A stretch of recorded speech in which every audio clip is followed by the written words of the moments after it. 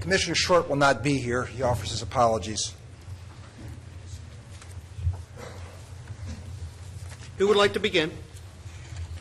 I'll go ahead and start, Mr. Chairman. Delegates, Mr. Chair, thank you for having us today. I'm Commissioner Richard Rothschild from Carroll County. Disregard of the Bible and Constitution invariably come from those who seem to know the least about either.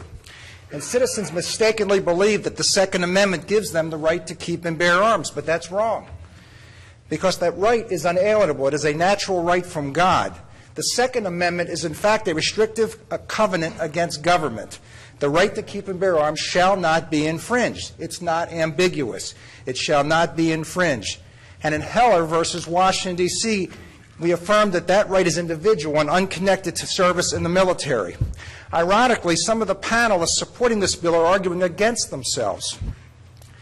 In the Miller versus United States, the Supreme Court implicitly acknowledged that bans on common weapons akin to those used in the U.S. military is unconstitutional.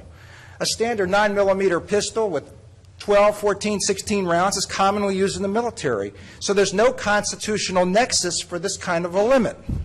Annapolis has failed to bring its concealed carry laws into compliance with the Constitution. Here we are today, potentially embarking on additional Second Amendment impingements. These are serious issues.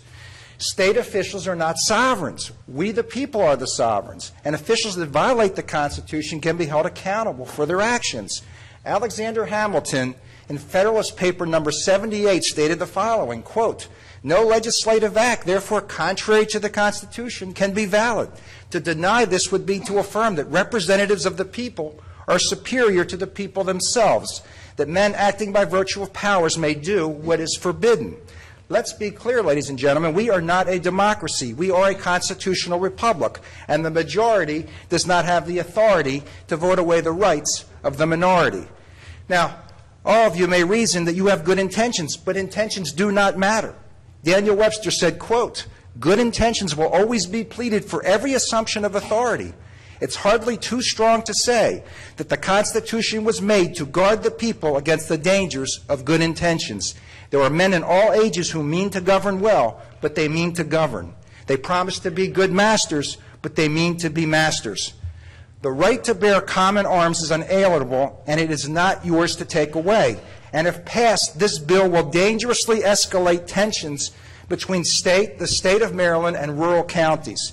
You took an oath to uphold the Constitution. This is your chance to rise above politics by proving that you will not tolerate the intolerable.